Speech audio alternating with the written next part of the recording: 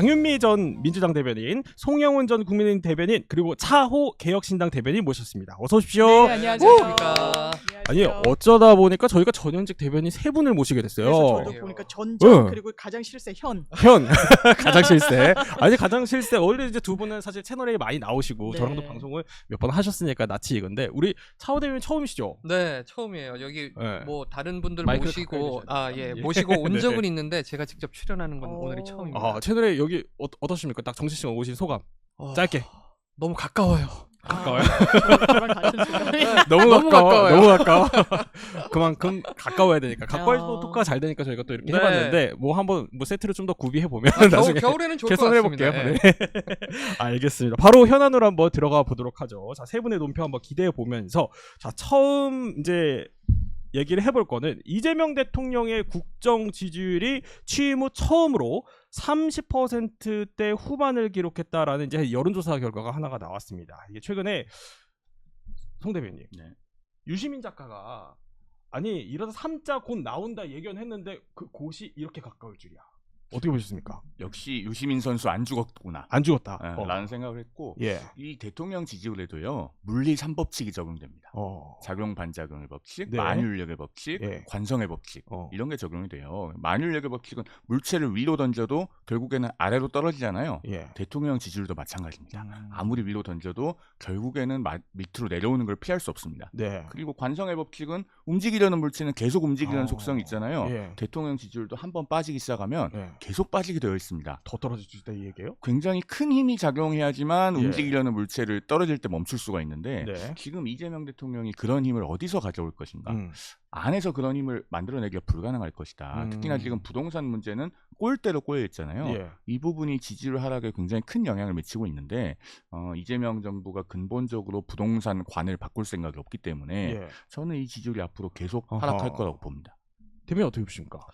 저는 이 쭉 추세가 예. 정해져 있는 것 같아요. 리얼미터는 지금 6주 연속 하락이거든요. 그리고 조원 음. CNI 같은 경우도 4월 초 66.9%에서 지금 네. 38.9%까지 5개월 만에 한 30% 가까이 빠졌단 말이에요. 그래요. 추세는 분명한 것 같고요. 예, 예. 원인도 이미 나와 있습니다. 뭐예요? 이 갤럽이었나요? 조사 원인의 1위가 부동산 문제 아니겠습니까? 국민은 이미 답안지를 적어서 줬어요. 네. 네, 채점표를 줬단 말이죠. 근데 그거를 계속 거부를 하고 있습니다. 그 7월 초였나요? 그 청와대 인사 개편하면서 대통령이 이런 말씀을 하셨어요. 국정 기조에는 문제가 없다. 근데 문제가 없어가지고 사람을 바꾸셨단 말이죠. 근데 국정 기조가 바뀌지 않으면 사람만 바꾸면 어차피 같은 문제가 또 똑같이 반복된다고 생각합니다. 네. 근데 저는 이 생각도 들어요. 이제 뭐 지지율 하락세의 일종의 뭐 요인이라고 해야 될까요? 그거에 대해서 민주당에서 사실 뭐 명천 갈등 얘기를 많이 했었는데 일단 전당대회 끝났어요. 예. 끝나고 이제 김민석 신임 당대표 선출됐단 말이죠. 그런데 또 떨어졌어요. 그러니까 컨벤션 효과가 전혀 없는 거예요. 예. 저희가 보통은 이제 전당대회는 지지율 반등의 하나의 그 모멘텀이 되는 거는 뭐 예. 통례이고 그런데 지금 그렇지 않잖아요. 지금 말씀 주신 부분 쭉 진단하면 이제 부동산 문제 상당히 크다는 거. 네, 그런데 부동산. 이제 그건 좀 풀려 나가고 있다라고 생각해요. 성과로 그리고 이제 입법으로 보여드릴 수밖에 없는 건데 네. 또 이제 지지층 안에서는 전당대회가 너무 뜨거웠다 보니까 저희가 호남이 되게 많이 빠진 지표가 있어요. 이거 정통 지지층이 그냥 응답하지 않거나 네. 아주 그냥 부정적으로 말씀 주셨다는 거거든요. 그럼 왜 그럴 것인가 관련해서는 너무 뜨거운 걸 넘어서 후유증이 남고 있다라는 건 인정을 해야 될 것 같아요. 후유증. 그랬을 때 거기에 대해서 이런 지금 민주당의 모습은 원하지 않고 네. 단합하고 여기에 대해서는 함께된 모습을 보여주라는 부분이 있고 제가 뭐 성한용 그 기자님 칼럼이나 이런 걸 보면 한번 30%대 데드크로스가 되면 반등이 쉽지 않다는 건 역대 모든 정권이 그러긴 했는데 저희가 지금 굉장히 정권 초예요. 네. 그리고 당내 문제가 도화선이 됐다는 건 부인할 수 예. 없어 보여요. 네. 그러니까 이거는 저는 반등이 분명히 가능한 추세라고 생각하고 그러니까 대통령도 정통 지지층의 또 어떤 니즈 같은 걸 담아서 연차 내에서 했던 발언들이 이제 조각조각 소개가 되는데 이제 왼쪽을 더 챙기겠다, 보듬겠다 뭐 이런 얘기가 것도 나와요. 이제 당원들한테 했다는 신호로 보여지는 부분이 있고 정책 같은 거는 또 김윤덕 장관이랑 오세훈 예. 장관이 좀 구체화해서 입장을 좀 좁혀나가는 부분이 있고 세제 개편하는 당에서 이거 1가구 1주택 비거주에 대해서는 여기에 대해서는 규제 대상으로 삼지 않아야 된다. 종부세 대상에서도 빼야 된다. 네. 이걸 적극 좀 수용하는 수순으로 가고 있어서 그 저는 수준으로 가고 있는 건 맞아요, 근데 그런 추세인 것 같습니다. 그 논의나 이런 흐름을 보면. 부동산 수습이 되는 것 같아요. 전혀 그렇게 보이지 않죠. 왜냐하면은 예. 말만 하지 말고 구체적인 행동이 뒤따라야 됩니다. 그리고 그 83 부동산 증세가 나왔을 때 네. 일제히 지적을 한 것이 비거주 1주택자를 타겟팅한 이런 정책을 펼치면 가장 피해를 보는 것은 무주택자다. 전문가들이 이구동성으로 지적을 했고 야당도 많이 이야기했습니다. 네, 네. 그런데 그 뒤에 813 부동산 대책 음. 열흘 뒤에 뭐가 나왔습니까? 비거주 1주택자는 자기가 살고 있는 그 다른 집에 대한 전세 대출도 이제는 네. 아예 안 되게 막아버린다는 것 아닙니까? 네. 그것은 정부가 외부의 비판의 목소리를 전혀 듣지 않는다라는 어. 방증이기 때문에 저는 이 문제가 어. 풀려나가기 매우 어려울 것으로 보고 있습니다. 아니 근데 우리 차오 대민이 팬이 많으신가 봐요. 어. 차오 야호 왜 이렇게 많아요? 자 댓글이 차오 야호 올라오고 리센느 있습니다. 덕분에 제가 요즘 상한가를 치고 있습니다. 아 그래요? 아이고 공식 구호신 것 같아요.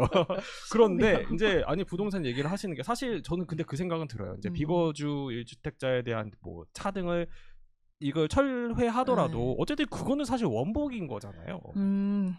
근데 저는 네. 장윤미 대변인 말씀대로 저는 복구가 가능할 거라고 생각은 하거든요. 그래요? 근데 그러려면은 진짜 뼈를 깎는 노력이 필요한데 지금 청와대에서 말씀하신 게 이제 뭐 섬세히 살펴보겠다 네. 이런 말씀을 하세요. 조금 제가 봤을 땐 유유자적한 얘기가 아닌가. 약간 뭐 야구 경기에서 자기 공이 홈런을 맞았는데 내 공에 무슨 문제가 있지라고 분석을 하는 게 아니라 아 글러브가 오래돼서 그런가? 글러브를 바꿔볼까? 이런 식으로 사람만 바꾸고 있단 말이죠. 전 이런 좀 여유 있는 태도로는 네. 반등이 절대 불가능할 것이다. 그렇게 보고 일단 있습니다. 뭐가 이제 나와야 되는데 자 근데 아까 왼쪽 네. 말씀을 하셔가지고 네. 어쨌든 당내에서 좀 약간 집토끼를 먼저 챙겨야 된다 이제 그런 수순으로 가야 된다 이런 목소리 나오죠. 나오죠. 네, 왜냐하면 이제 유시민 작가가 그 화두를 네, 네. 굉장히 세게 던진 거고 저는 네. 그 근저에는 이재명 대통령이 좀 표방하고 있는 지향하고 있는 이른바 구조적 다수에 대한 네. 문제의식이 있다고 봐요. 네. 저는 대통령의 문제의식에 상당히 공감합니다. 저희가 내란 국면 극복하고 치른 직후의 대선에서도 과반을 못 득표했어요. 이거는 굉장히 흔들릴 수 있고 저희가 이재명이라는 정치인을 대통령으로 뽑아주신 유권자분들 중에는 예. 이명박 박근혜 전 대통령을 지지하셨던 분들 표가 왔기 때문이에요. 그럼 민주당이 계속해서 집권하기 위한 구조적인 어떤 틀거리를 어떻게 만들 것인가에 대한 네. 고민이 저는 폄훼돼서는 안 된다고 생각하고 다만 그 과정 중에 저희가 전당대회 때 이런 이야기들을 좀 많이 하는 것 같아요. 나는 민주당을 평생 지지해왔는데 예. 내가 폄훼당하는 느낌을 받는다라는 이른바 뭐 뉴 이재명이니 네. 뭐니 이렇게 하면 갈등이 좀 이번 격화되면서 전당대회에서. 네. 이런 분위기가 없지 않다 보니까 거기에 대한 서운함을 대통령도 알고 계시는 것 같고 그러니까 그걸 좀 보듬어줄 필요 이게 꼭 집토끼 산토끼인 네. 면도 있겠지만 저희 정통 지지층의 어떤 그 마음도 같이 가져가겠다는 취지로 이해가 됩니다. 근데 이렇게 이제 뭐 여론조사가 좀 안 좋게 지표가 나오니까 그 박성준 수석 대변인이 사실은 그 조작기소 특검법에 대해서 9월 내에 이제 정기국회에서 처리해야 한다 이렇게 주장을 했었는데 또 권칠승 정책위의장은 그래도 또 개인 의견이다 이렇게 한 발 물러서는 걸로 보니까 뭐 이거 쉽게 하기 좀 어렵겠죠? 어떻게 또 어제 보십니까? 또 민주당 예. 박균택 의원 같은 경우는 예. MBC 아침 라디오에 출연해서 네. 그 조작기소 특검법 빨리 해야 된다. 아 또 그랬어요? 예. 그리고 거기에 그 공소 취소권도 줘야 된다. 이런 이야기를 하던데요. 그런 걸로 안 맞네요. 그럼 좀 그런 걸로 봤을 때는 여권 내에 분명히 이 공소 취소를 강행하려는 네. 그리고 그것을 특검을 통해서 관철하려는 그 일군의 집단이 분명히 존재하고 네. 저는 그런 분들의 이력으로 봤을 때는 이재명 대통령의 의중을 매우 충실하게 반영하고 있다고 봅니다. 박균택 의원은 뭐 멀리 갈 것도 없이 대장동 변호인 출신이고 박성준 의원도 뭐 친명 중에 친명으로 손꼽히는 분 아닙니까? 그러면은 이런 기류는 단순히 어느 한두 분의 개인적 의견만은 아니다. 그런데 그렇게 가면은 결국은 이재명 정부는 뭐 유시민 전 이사장의 말대로 필연적 실패의 길로 갈 수밖에 없다. 그렇게 보는 하반기 것이죠. 할 것 같아요. 하면은 어마어마한 역풍이 있을 네. 건데 하려고 드는 분들이 있기 때문에 충분히 국회 본회의에 올라올 가능성이 있다.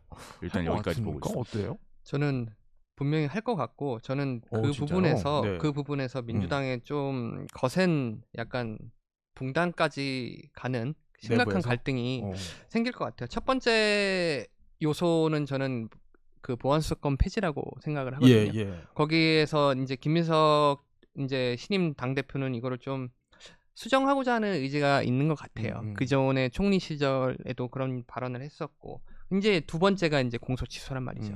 그러면은 여권 내부에서 분명히 이거를 반대하고 일어나시는 분들이 있을 거다. 그렇게 됐을 때 이 갈등을 어떻게 봉합할 것이냐. 이게 또 하반기에 민주당을 바라보는 시각이 되지 않을까 싶습니다.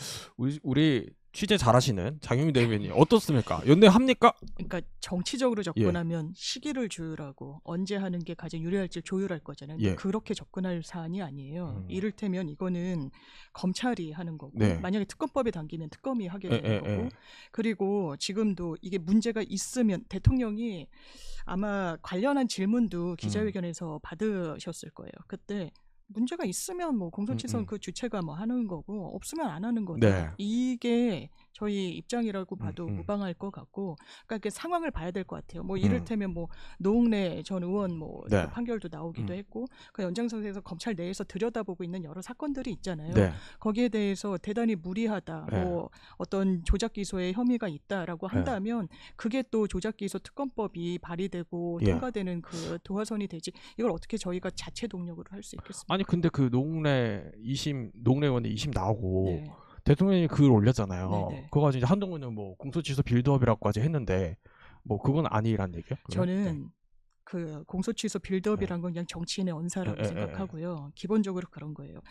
영장을 별건 수사에서 받지 않으면 그거는 증거로 못 써요. 그 수사는 무죄를 나오는 걸 제일 잘하는 조직이 검찰이에요. 왜 그런 무리수를 두겠습니까? 법원이 발부하는 영장을 통해서 수사할 자신이 없다는 걸 방증하는 거예요. 그리고 형식적인 무죄 받은 거 아니에요. 항소심 재판부 설명을 보면 1심에서 전자기록 일부도 증거로 못 쓴다고 했는데 이건 내가 봤을 때 쓸 수 있는데 근데 그걸 증거로 끌어올려가지고 보더라도 이거는 유죄를 공소유지가 어렵다고 판시했어. 그렇게 말씀하시면 안 돼요. 이건 제가 좀 설명을 드릴까요? 일단 제일 중요한 녹음 파일은 항소심에서도 똑같이 증거 능력이 인정 안 됐습니다. 그리고 왜 녹음 파일에 관해서 이렇게 압수수색 영장을 누락하는 경우가 생기냐면 우리가 이제 전자정보를 압수수색할 때 원래 압수수색 영장에 적혀 있는 범죄 사실에 국한해서 관련성 있는 것만 압수해야 되는 건 맞습니다. 그런데 휴대전화 압수수색할 때 한 2년 정도 이렇게 자동 녹음한 파일들을 안 지우잖아요. 그 안에서 수만 개가 나와요. 그리고 변호인이 압수수색 절차에 입회를 해도 범죄 사실과 관련 있는 것만 가져가라 이렇게 해야 되는데 그 수천 개 수만 개를 수사관하고 일주일 2주일씩 앉아서 같이 선별하고 있을 만한 변호인이 그렇게 흔하지가 않습니다. 그러면은 일단 웬만큼 관련성이 있어 보이는 거면은 가져가세요 이렇게 타협이 이루어지죠. 그러면은 그 영장에 적힌 범죄 사실에 관해서는 대체로 문제가 없는데 그 수천 개 수만 개를 그러면 검찰이 받아서 들어보다가 어느 날 별건의 범죄 사실이 발견이 됩니다. 그럼 그때 가서 압수수색 영장을 받으려면은 지금 대법원 판례대로 하면 이미 늦은 거예요. 그래서 이런 문제가 발생하는데 노웅래 의원 같은 경우에 그 사업가 브로커죠 사실은 브로커의 부인으로부터 돈을 받고 나서 통화한 녹음 파일 그리고 그 브로커와 뭐 이야기하면서 지난번에 주신 거 잘 쓰고 있는데 뭘 또 주시냐 이렇게 했던 녹음 파일들은 다 실체적으로 존재하는 겁니다. 두 분이 또 법조인이시다 보니까 저희가 잠깐 지난주로 갔다 왔네요. 아니 그래서 궁금합니다. 그래서 합니까 안 합니까? 그래서 공소취소 특검을 할지는 지금으로선 전 미지수라고 봅니다. 미지수? 9월이라고 못 반반? 박을 순 없고 아까 박균택 의원님도 개인 의견임을 전제로 말씀하신 겁니다. 예, 알겠습니다. 자, 그러면 이제 민주당 얘기 해봤다면 갈 길이 멉니다. 이제 국민의힘으로 한번 넘어가 보죠. 자, 어제 취임 1주년을 맞은 장동혁 대표가 이걸 기치로 내걸었습니다. 당원 주권 민생정당 2.0 시대. 송 대변인 이거 뭡니까? 한마디로 말해서 이제 본인은 끝까지 임기를 채우겠다. 그리고 그 얘기예요? 그리고 이제 그 당원 주권이라는 것을 명분으로 내걸어서 본인의 어떤 당권을 훨씬 더 강화하겠다. 그러니까 당원 주권을 강화하는 게 아니라 실제로는 당권을 강화하기 위한 포석들입니다. 그러니까 지금 시점에서 여태까지 국민의힘이 해본 적이 없는 당협위원장 일괄 재선출을 당원투표 특히 책임당원 투표를 통해서 했을 때 본인을 추종하는 성향의 당원들이 대거 투표하러 들어감으로써 당협위원장을 본인의 입맛에 맞는 사람들로 많이 넣고 또 속가낼 수 있다. 이런 것을 의도하는 것으로 보여지죠. 그렇기 때문에 지금 당내에서 상당한 수준의 반발이 있는 겁니다. 차 대변인 이거 당협위원장 전원 당원 투표로 뽑는 거 이거 어제 당 대표가 이 얘기를 하더군요. 반드시 해야 하는 일이라는 게 제 신념에는 변함이 없다. 물론 시기와 속도에 여러 가지 우려가 있으니까 뭐 합리적인 기준점을 찾겠다라는 말을 하긴 했습니다만 어쨌든 뭐 관철시키겠다 이 얘기예요. 뭐 제가 지금 남의 당 대표 얘기를 하기가 조금 어려운 상황이라서 조심스럽긴 그거 합니다만 잠시 뒤에 해보겠죠. 네. 네. 이게 조금 명칭을 잘 사용을 하셨으면 좋았을 것 같아요. 저는 뭐 당협위원장 전면 재교체 이런 게 아니라 네. 재신임 뭐 이런 식으로 물었다면은 좀 달라지지 않았을까. 근데 지금 뭐 중진 의원님들께서 반발을 하고 계시지 예, 않습니까? 뭐 근데 저는 한 가지 좀 궁금한 게 제가 그 당에 재심이라고 하면 당 대표부터 네. 재심이나 해라 뭐 그런 의견도 그때, 있을 수 예, 있죠. 예. 근데 본인들 재신임 받고 나서 또 네. 제기를 할 수 있는 문제 아니겠습니까? 근데 3선 이상의 중진 의원님들이 그동안 수성을 해오셨는데 지역구를 그렇게 자신이 없으실까? 저는 오히려 그 정도 되셨으면은 들어와 하고 얘기를 하실 해보자. 것 같은데 예, 이런 것들을 지금 거부를 하시면서 오히려 당대표에 대해서는 재신임 문제를 요구를 하시는 게 저는 맞지 않다라고 생각을 하고요. 어제 뭐 당원 주권 2.0 네. 얘기를 하셨는데 혹시 당원 주권 1.0을 아시는 분은 계신가요? 1.0 버전이 그 있군요. 생각을 네. 못했네요. 저는 그러니까 그게 뭔가 1.0이 1.0? 뭔지를 모르겠어요. 지난 1년 동안 장동혁 대표는 적을 향해서 총을 쏴야 되는데 아군을 네. 향해서 총을 쐈다고 생각을 하거든요. 그러면서 말씀을 하신 게 뭐 총선은 조금 멀긴 했지만 네. 교두보를 마련하겠다라고 했는데 잘못 착각을 하셔가지고 당의 기둥뿌리를 교두보로 삼으시려고 하는 게 아닌지 우려스럽습니다. 2.0이 아니라 그럼 1.0이네요. 1.0도 제대로 못하신 것 같아서. 그래요? 네. 어떻게 보셨어요 어제? 그러니까 뭐 네. 후한 평가는 다 특히 보수 진영에 계신 분들은 못 네. 하시는 것 같고 저는 정치적 자신감을 획득하고 있고 이젠 당 능력치까지 네. 확보하는구나. 이 능력이란 건 버틸 능력으로 보이고요. 이걸 역설적이게도 용인한 건 국민의힘 구성원들 아니겠습니까? 그 중진들이고. 중진들이 그러니까 대치기 하는 거예요. 여기에 대해서 나를 용인한 건 당신들인데 왜 용인했겠어요? 총선 앞두고 변수 통제한 거라고 저는 봐요. 정치적 주판할 계산식을 돌려봤다고 네, 생각합니다. 지금은 그래도 장동혁이 버텨주는 게 나한테 유리하지 않겠어?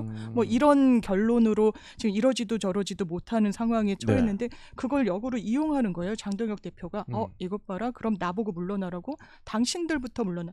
왜냐하면 총선할 때 제일 강력한 슬로건이 이 중진 쇄신안이잖아요. 네네. 항상 3선 이상 항상 이제 나오는 그만해라. 거. 네네. 이제 고인물이다. 은퇴해라. 신진 뭐, 예. 그걸 딱 쥐고서는 본인으로 이 이슈도 가져가고 이 당협위원장 교체하는 것도 마찬가지고요. 그래서 정치력이 거의 제로 내지는 마이너스라고 많은 사람들이 평가했지만 네. 꼭 그렇지는 않구나. 버틸 힘, 근기가 이제 붙고 있구나. 이런 인상을 약간 봤습니다. 근데 그런 데는 그러니까 말씀해주신 요인 중에 하나로 꼽은 게 중진들 얘기예요. 근데 그 어제 공교롭게 그 오후에 중진 사선 회동이 있었잖아요, 그렇죠? 네. 뭐 그 자리에서 이런 상태로는 총선 승리하기 어렵다라고 뭐 이종배 의원이 그런 말씀을 하시긴 했는데, 근데 중진들이 좀 이게 뭐 나서는 거에 뜨뜻미지근한 거예요. 그러니까 네. 그동안에는 고양이 목에 방울을 달아야 된다는 건 네. 공감을 하면서도 그 방울을 돈을 걷어서 사야 돼 예. 라고 하면 나는 돈 없는데 돈 내기 싫은데 이러면서 아무도 방울을 사러 가지 않는 네. 그런 상황이었습니다. 그런데 이 당협위원장 교체 문제는 결국 각자에게 피부로 닥치는 문제이기 네. 때문에 이렇게 되면은 의원들이 행동에 나설 가능성이 좀 더 올라갑니다. 제가 좀 직설적으로 말씀드리면 네. 저희 당 중진분들 중에서는 당이 망하는 꼴은 봐도 내가 떨어지는 꼴은 못 본다. 진짜요? 이런 생각을 갖고 있는 분들이 계시죠. 현실입니다. 냉정하게 말해서. 그러면은 네. 당협위원장 전면 교체를 관철하려고 들면 그만큼 당내 의원들이 장동혁 대표 체제를 조기 종료시키기 위해서 행동할 가능성도 높아질 것이다. 그리고 한 가지 덧붙이면은 네. 이 재신임을 묻고자 하는 시도에 권위가 없어요. 어제 장동혁 대표가 기자회견문에서 이런 얘기를 했습니다. 작은 기득권에 집착하면 그 무엇도 이뤄낼 수가 없다. 그리고 새로운 것을 손에 쥐려면 쥐고 있는 것부터 놓아야 된다. 그런데 장동혁 대표는 손에서 쥐고 있는 걸 놓고 있습니까?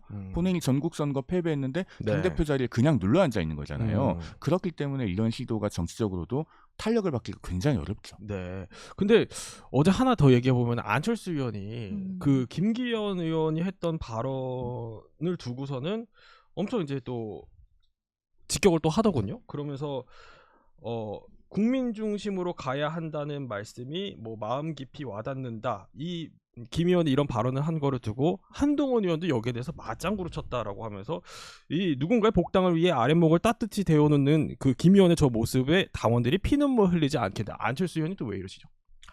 제가 주변에 공대생들이 많아가지고 예. 이준석 대표도 그렇고 예. 안철수 의원도 뭐 공대생이신데 대면 공대예요? 저는 아니에요. 근데서 약간 싫어하시는 것 같아요. 그래요? 왜 그러세요? 지긋지긋한데 네. 이분들은 기본적인 네. 뇌 구조상 네. 이게 틀린 말을 못 하세요. 이게 우리는 상황에 따라서 네. 조금 돌려서 말하거나. 아 잠시만요. 공대 비하는 아닙니다. 예. 아니, 공대 하시죠. 비하는 네. 아니에요. 제가 지긋지긋하다는 거죠. 네. 그래서 이거는 사실을 직시하고 그냥 그 있는 그대로 말씀을 하신 것 같고요. 김기현 대표님 같은 경우에는 네. 일단 윤 정권 시절에 당대표를 한번 하셨잖아요. 그때 뭐 김장연대니 뭐니 하고 네. 나경원 대표 연판장 돌리고 하면서 예, 당원들의 지지를 받고 예, 외부에서 또 지지를 받고 하시면서 당대표가 되셨던 것들이 있기 때문에 그거에 대한 거부감 그리고 그거에 대한 기억을 당원들한테 좀 다시 심어드리기 위해서 안철수 대표가 이렇게 발언을 하지 않았나 싶고요. 네. 어제 뭐 김재섭 의원까지 해가지고 그러니까요. 참전했어요. 예, 세 분이서 이렇게 네, 얘기를 네. 하셨는데 저는 어제 좀 재밌었던 게 어. 국민의힘 아니겠습니까?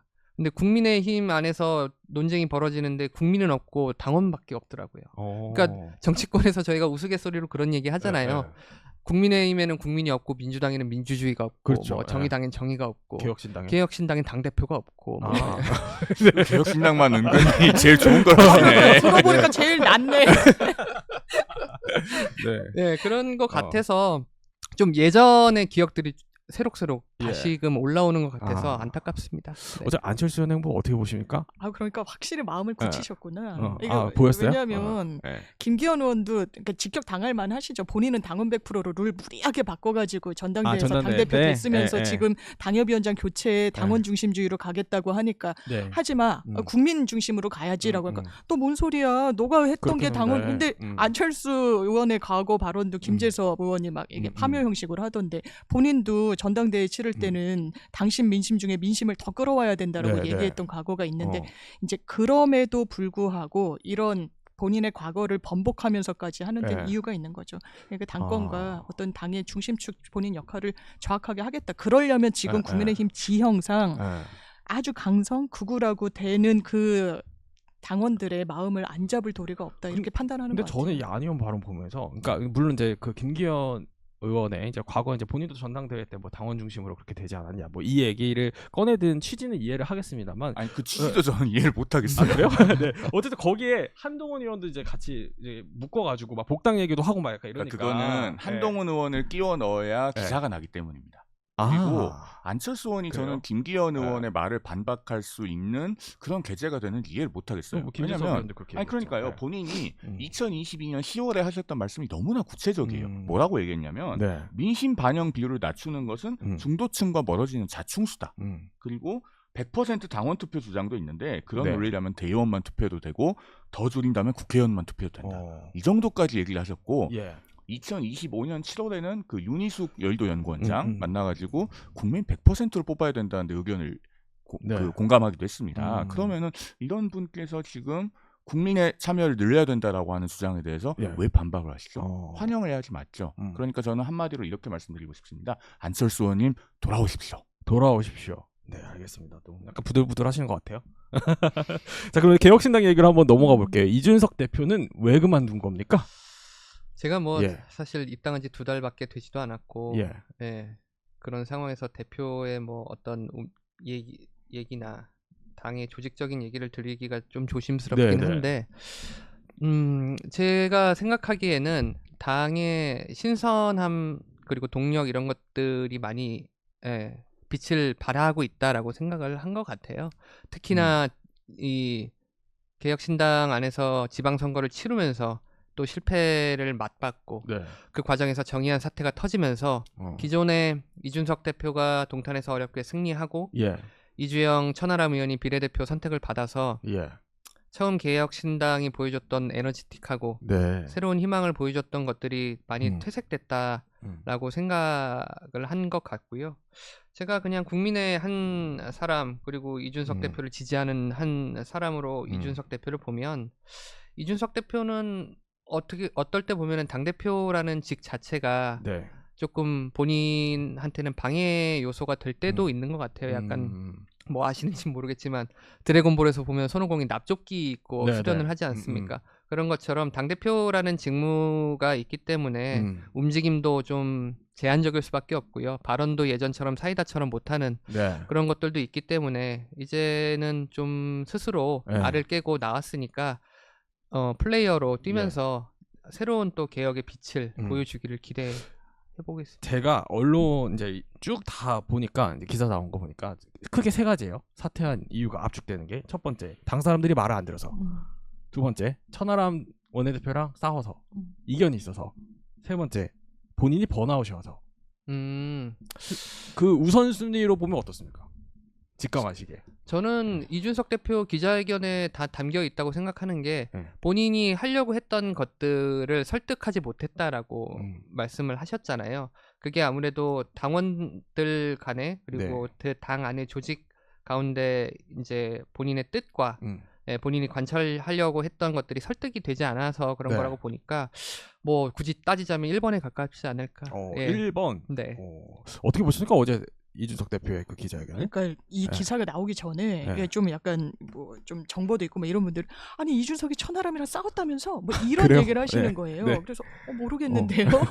천하람이란 그냥 단순히 두 사람 개인 대 개인이 아니라 네. 사실 우군 역할을 하는 상징적인 정치인은 천하람 의원 그렇죠. 정도인데 제가 기사를 보고 이준석 대표가 근데 당내 구성원들한테 너무 무리한 요구를 하는 게 아닌가라는 인상을 받았어요. 본인이 동탄이 지역구잖아요. 그 지역구. 네, 그리고 총선 채비는 이제 해야 된단 말이에요. 공당으로서.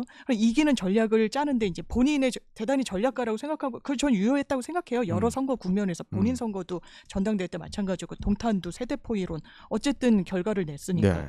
그런데 나를 중심으로 놓고 당신은 경기도 어디? 천하람. 넌 경기도. 천하람 의원은 이 본인을 정치적인 중심으로 놨다. 성장 배경이 네. 그 순천에서 험지 가서 본인도 고향도 군인가 그렇잖아요. 가서 했기 때문에 성장 기반이 되는데 너 경기도 나가. 본인을 중심으로 호위무사 군을 진용을 짜라고 하는데 어떻게 그게 수용이 되겠습니까? 각각 정치는 본인들의 영역인데요. 네. 그러니까 이게 갈등이 없을 거라고 생각했나? 그게 관철되지 않았다고 이렇게 직을 내려놓는 게 맞나? 네. 이런 생각이 저는 좀 들어요. 그 좀 약간 무리하게 느껴지시나요? 일단 네. 그 답을 드리기 전에 네. 우리 차 대변인께서 이준석 전 대표에게 개혁신당 대표라고 하는 자리가 족쇄가 되었다. 뭐 납족기 같은 느낌이 있다라고 하셨는데 저는 그건 좀 동의하기 어려워요. 왜냐하면 본인이 그 당을 만들었잖아요. 네. 그리고 누구도 개혁신당이 이른바 이준석 당이 아니라고 생각하는 분은 없습니다. 족기는 스스로 입었다? 그렇죠. 네. 그 대표 자리가 본인에게 짐이 된다면 그런 네. 당을 애초에 만들지 말았어야죠. 그러니까 만약에 그것 때문에 사퇴의 동기나 네. 발단이 됐다면 저는 그건 잘못된 것이다 라는 말씀을 드리고 싶고, 그 다음에 그 어제 이준석 전 대표의 사퇴 기자회견문에 보면 네. 꼭 있어야 될 얘기가 없습니다. 뭐요? 원래 평론이라고 하는 게 주어진 그림에서 뭐가 빠져있는지를 찾아내서 그걸 보여드리는 게 역할이거든요. 정의한 사태에 대한 본인의 책임 얘기가 없어요. 그러니까 정의한 씨 사태는 대한민국 공당에서 도저히 있을 수가 없는 일입니다. 네. 그리고 그 자작극이라고 하는 것을 알았든 몰랐든 간에 이준석 전 대표의 정치적 책임을 피할 수가 없는 거예요. 그러면 이런 걸로 인해서 당원과 국민에게 상처를 드린 것이 너무나 죄송하다. 네. 그리고 거기에 대한 책임은 모두 내가 지겠다. 라는 부분이 사퇴 기자회견문에 반드시 들어갔어야 됩니다. 그런데 그런 내용이 전혀 없었기 때문에 지금 우리가 그러면은 왜 사퇴를 하는 거지? 네. 이렇게 전부 다 추측을 하고 있는 것 아닙니까? 늦게라도 이준석 전 대표가 그 문제만큼은 정확하고 올바르게 본인의 스탠스를 정리를 해야 됩니다. 안 그러면 그게 정치하는 내내 계속 따라다녀요. 그래요?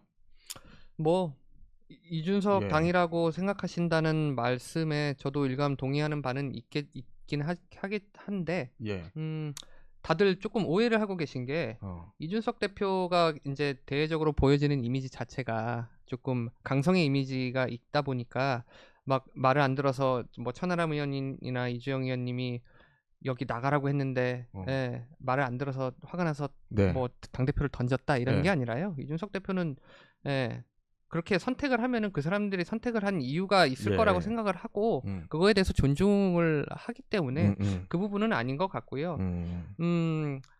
우리 송 대변인님께서 말씀을 하셨죠. 이준석 당이라고 생각을 하신다는 것처럼 지금 상황에서 이 대표가 탈당이 죄송합니다. 당대표직을 던졌다는 이유가 그거 외에는 사실 정의연 사태나 지방선거에 패배했다는 이유 말고는 사실 국민들께서 생각하시는 것들이 없기 때문에 굳이 말씀을 드리지 않은 것 같고요. 네, 근데 그렇습니다. 이런 얘기들도 있어요. 사실은 이제 내후년 총선을 앞두고서는 자꾸 뭐 이제 개혁신당 안에서도 그렇고 이제 국민의힘 안에서도 그렇고 자꾸 합당 얘기가 나오니까 이게 사실 이준석 리더십을 흔드는 요인이 될 수도 있다. 본인으로서는 좀 부담일 수도 있었겠다라는 생각이 듭니다. 근데 분명히 말씀을 드리는 거는 저희 당 내에서 그 누구도 네. 국민의힘과 합당 얘기를 하지 않습니다. 개혁신당 안에서. 네. 저희 지지자들 네. 분들 몇 분들 중에는 좀 다시 돌아가야 되는 거 아니냐라고 네. 말씀해 주시는 분들은 있는데 저희 안에 있는 핵심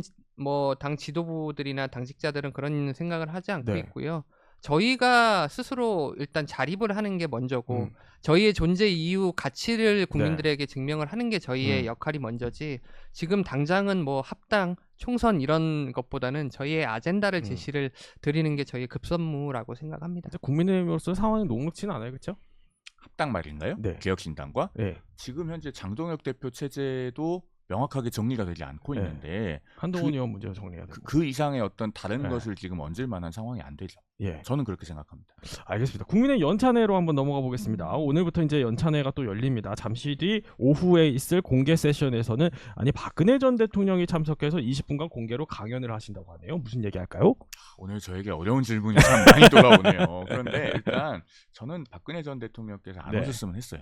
솔직히 말해서. 그래요? 네. 왜냐하면 지난번에 이제 그 지방선거 지원을 위해서 예. 전국에 유세를 같이 다니셨잖아요. 네. 그런데 사실 그것도 안 했으면 더 좋았을 겁니다. 왜냐면은 이건 장성한 자식이 자꾸 어머니한테 가서 어머니 저 사업하다가 어려워졌는데 돈 좀 꿔주세요. 그런 얘기예요. 하면서 손 벌리는 것 같은 느낌이에요. 네. 뭐 그건 한 번 했다고 치고 그런데 어머니 집이 청소가 잘 안 돼요. 와서 청소해 주세요. 라고 하는 것 같은 느낌이거든요. 아니 장성한 자식이 네. 자기 집안일은 자기가 알아서 해야죠. 예. 그 어머니께서 연세 드신 그 몸을 이끌고 네. 모시게 하면 되겠습니까? 그런 점에서 저는 이 연찬회 모시고 온 것이 썩 그렇게 아름다워 보이진 않는다라는 네. 생각이 들어요. 네. 그래도 일단 오셨으니까 그래도 그러면은 보수가 어떻게 미래를 향해서 나아갈 수 있는지에 관한 말씀들이 좀 있었으면 좋겠다라는 개인적인 소망은 있습니다. 왜냐하면은 현재를 극복할 수 있는 것은 과거가 아니고 미래예요. 네. 우리가 역사를 가지고 현재의 문제를 해결하려고 하는 시도가 그렇게 잘 되지 않습니다. 결국 현재는 미래로 이기는 것이거든요. 네. 그러면은 박근혜 전 대통령이 오시더라도 뭔가 미래를 향한 말씀을 해주셔야 되고 과거에 어떻게 했으니까 이런 것으로 돌아가자라는 게 이 연찬회의 주제가 되면은 네. 현재 국민의힘이 처해 있는 여러 가지 문제들을 푸는 데에는 그렇게 효과적이진 않을 것 네. 같다라는 생각이 듭니다. 알겠습니다. 그 연찬회에 박근혜 전 대통령 오시는 거는 좀 좋게 안 보시죠? 그러니까 박근혜 전 네. 대통령의 등장을 전 박지원 의원이 평가한 거에 동의해. 요지경이다. 네. 이거는- 최순실 씨 얘기하면서. 네, 우리가, 네. 예. 아니 저는 어쨌든 박근혜 제가 기자분들한테 들었는데 뉴 박근혜라는 게 유행어라는 거예요. 그래요? 국민의힘에서. 그러니까 뉴 이재명 예. 뭐 이런 거 있었잖아요. 비슷하게? 그러니까 새를 네, 구축한다. 국민의힘에서 이 의원들도 접촉면을 늘리고 아주 영향력이 전 없다고 생각하진 않아요. 지방선거 때 전 이제 대구를 좀 내려갔었는데 영향력이 있구나. 네. 선거에서 특히 이제 영남권에. 근데 지금 국민의힘 구성원들 이른바 배지 거의 영남권이잖아요. 본인들한테는 소구력이 더 강력하게 있는 정치인이 박근혜 전 대통령이에요. 연찬에 불러 세워서 네. 이거 소비하는 거고 낭비하는 거 아니겠습니까? 어떻게 보면. 그리고 탄핵됐던 대통령인데 확장성은 없거든요. 이런 부분에도 불구하고 정치적 이해가 닿으니까 어렵게 모신 거라고 생각들고 거기에 대해서 저는 오늘 메시지가 대단히 의미심장할 거라고 생각해요. 그냥 오늘 나오는 하나마나한 게? 얘기하러 나오진 않으실 것 같거든요. 오. 왜냐면 몸도 되게 제가 유영아 의원 인터뷰도 근데 원래 좀 들었는데 직설적인 얘기 잘 안 하시잖아요. 그렇죠. 좀 네. 애둘러서 하는데 해석을 낳는 왜냐면 되게 제가 예전에 출입 기자할 때 맥을 정확하게 짚고 이 정확한 짧은 워딩으로 정치적 파장을 가장 크게 불러오는 정치인 분들 중에 하나시구나. 이런 그 저력이 완전 소멸됐진 않았을 것 같아서 감이 살아있다. 그래서 한번 좀 주목해보고자 합니다. 뭔 얘기 나올 무슨 말씀을 하실지 잘 어쨌든 모르겠는데 뭐 당 화합이 키워드이긴 하겠습니다. 그렇고 장동혁 아마 이제 좀 죄송하지만 한동훈 전 대표에 대한 비토 감정은 그 수사나 이런 것 때문에 좀 있을 거예요. 거기에 힘을 실어주는 워딩이나 메시지 나오기 어려울 것 같고 장동혁 대표를 좀 견제하거나 잘못했다는 꾸짖음 이런 정도 나오지 않을까 이런 생각은 해요. 센 메시지가 나올까요? 아니 저는 벤자민 버튼의 시간은 거꾸로 간다도 아니고 국민의힘이 시간여행 정당이 언제부터 됐는지 좀 궁금하고요. 사실 어느 국민이 2026년도에 박근혜 대통령이 정치적 활동을 하기를 기대를 하겠습니까? 뭐 정점식 원내대표가 직접 찾아가서 뵙고 설득을 했다고 하는데 그만큼 당내의 구심점이나 이런 일들을 책임져줄 어른이 없다는 거를 만천하에 공개한 게 아닌가 싶고요. 뭐 센발은 말씀을 하시는 거 그런 거 자체가 중요한 게 아니라 네네. 이 시점에서 음. 등장을 왜 하시는지 그쵸. 정기국회를 앞두고 하는 네. 연찬회에서 그게 중요할 것 같고요. 저는 이 그림을 민주당에서 좋아하지 않을까. 네. 나쁘지 않다고 생각할 네, 것 같아요. 2017년에 좋아하십니까? 국정농단의 그림을 다시 한번 국민들한테 보여줄 네. 수 있는 그 사진 한 장이 나온다면 네. 지지율 30%를 기록하고 있는 뭐 여당과 정부한테는 너무나 좋은 네. 예, 아이템이지 않을까 그렇게 생각을 합니다. 근데 저는 이 정점식 원내대표의 행보도 사실 좀 눈길을 끌어요. 왜 그러냐면 박근혜 전 대통령을 찾아갔고 다음 주에 이명박 전 대통령도 또 찾아간다 뭐 이런 얘기들도 들고 나오고 어쨌든 이 당협위원장 문제로 지금 장 대표랑 좀 약간 이견이 있는 이런 상황에서 뭐 당내 의원들은 정점식 원내대표한테 힘 실어주자 구심점이 돼야 된다 뭐 이런 얘기들이 나오는데 박 전 대통령을 딱 모셨단 말이죠. 당의 네. 어른 역할을 본인이 좀 적극적으로 하겠다라는 예. 의중이 있는 것이 아닌가 하는 행보들이 좀 이어지고 있죠. 네. 그러니까 말씀하신 것 같은 박근혜 전 대통령 초청이라든가 네. 이명박 전 대통령을 예방한다든가 예. 또는 지금 페이스북 메시지도 보면은 과거에는 이제 당대표급 정치인들이 했던 워딩들이 많이 네. 나오고 있습니다. 예. 현안에 대해서. 예. 그러면은 본인이 이제 단순한 어떤 원내 지도부로서의 사령탑 역할을 넘어서 예. 그 이상을 생각하고 계신 것도 있지 않나 하는 게 제 개인적인 추측입니다. 네. 그 국민의힘 얘기를 하다 보니까 이준석 의원 얘기를 안 할 수가 없습니다. 어제 그 제명을 촉구하는 결의안이 민주당 주도로 본회의에서 이제 가결이 됐는데 여기 이제 국민의힘 의원들도 참여를 했죠. 조경태, 김영동, 김예지, 우재준, 한지아 의원 이제 표결에 참여했는데 어제 좀 어떻게 보셨나요, 대변인? 그런데 네. 이 의원님들 네, 네. 그 평가는 대단히 좀 소중하다고 생각하는데 다수의 국민의힘의 예. 양심함이라고 생각해요. 본인들 당원 당규에 5.18 정신 왜 넣습니까? 네. 이게 어쨌든 중도 유권자들한테 그래도 본인들이 바뀌었다고 이 독재의 역사에 단절했다고 보여주고 싶어서 그랬던 거 아니에요. 네. 근데 정작 이런 문제가 있을 때는 외면하고 뒷짐지고 그 국회 운영에도 다 보이콧하고 네, 네. 이런 모습은 이거는 심판받을 겁니다. 근데 이거 어쨌든 저거 법적 구속력가 없는 거잖아요. 그냥 결의하는 거. 그렇죠. 하게 되려면 3분의 2 이상이 예, 근데 윤리를 통해서 국회의원 예, 예. 그 숫자 구성으로 네. 보면은 그게 통과는 사실상 어려워 보이는 부분은 있죠. 그래서 뭐 직무 정지라 그랬나요? 그거 뭐 예. 신설해가지고 법 추진한다는데 그건 하고 있는 거예요, 그러면? 그거는 예. 지금 논의 중인 걸로 알고 있고요. 예, 예. 아마 그때까지는 시간이 좀 걸릴 거니까 예. 아마 하세월이지 않을까 이런 생각은 좀 듭니다. 대표님, 근데 어제 김민석 대표가 여자 전두환으로 불러자 뭐 약간 이랬잖아요. 이건 좀 어떻게 봐야 돼요? 히틀러의 여자 전두환까지 이게 예. 국회가 막말 대잔치를 하고 있는 것 같은데요. 그 정치 언어의 품격이 완전히 바닥을 찍은 모습이 아닐까 싶습니다. 근데 한 가지 제가 분명히 전달을 드려야 될 거는 전두환은 비판의 대상이 맞습니다. 근데 그 앞에 여자가 붙어버리면 그건 성별이거든요. 비판이 정당하게 먹히려면은 그 네. 앞에 두 글자는 빼셔야죠. 예. 어떻게 들으셨습니까 어제? 일단 그러기에는? 뭐 여자 전두환이니 네. 여자 히틀러니 예. 뭐 이런 표현들이 과격하죠. 그러니까 언어의 품격을 생각하면 자제되어야 맞는 표현입니다. 그런데 저는 한편으로 그걸 고소하는 것도 바람직하지 않다고 생각합니다. 왜냐하면은 애초에 이게 대법원 판례상 고소해도 처벌이 안 돼요. 네. 정치인은 굉장히 광범위한 비판의 대상이기 때문에 이런 경우에는 어떤 명예나 사회적인 평가를 저하시키는 불법행위가 안 된다라고 하는 게 대법원 판례입니다. 이게 과거에 이제 종북의 상징 사건이라고 있었거든요. 민주통합당 임수경 의원을 향해서 네. 새누리당 박상은 의원이 그 당시에 인천시 주최 행사에 참석을 시킨 송영길 전 인천시장을 비난하면서 예. 종북의 상징인 임모 의원을 이렇게 초청했다라고 비난해서 임수경 의원이 그 위자료 청구를 한 사건이 있습니다. 네. 그 2심에서 위자료 200만 원이 나왔다가 대법원에서 파기환송하면서 확립된 판례거든요. 그러니까 정치인에게는 웬만큼 그 경멸적 감정을 표현하는 언사를 쓰더라도 모욕죄가 성립하지 않아요. 네. 그러니까 고소는 안 하는 게 맞았고 예. 그런데 이런 언동도 안 하는 것이 좋았다라는 생각입니다.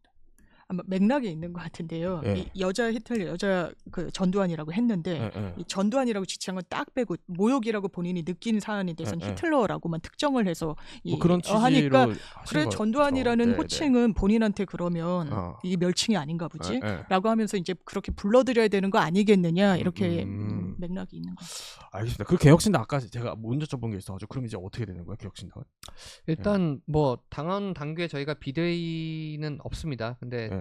아마 조기 전당대회를 치르고 예. 남은 임기를 마치는 당대표나 지도부를 뽑지 않을까. 다음 사람 누구 나와요? 저도 모르겠습니다. 대변인 뭐 나오시면. 제가요? 입당한 지 2달밖에 안 할 수 돼가지고 있지. 그래도 당원인데. 뭐 다음 사람 누가 어쨌든 원내대표가 좀 임시로 이제 하는 거죠. 네, 당대표 원내대표가 권한대행으로. 당분간은 좀 예, 예. 예, 대행 체제를 해서 예, 전당대회까지는 운영을 할 것 같습니다. 알겠습니다. 이렇게 또 개혁신당 얘기까지 세 분과 함께 정치 속풀이 진행해봤습니다. 고맙습니다. 감사합니다. 감사합니다. 감사합니다.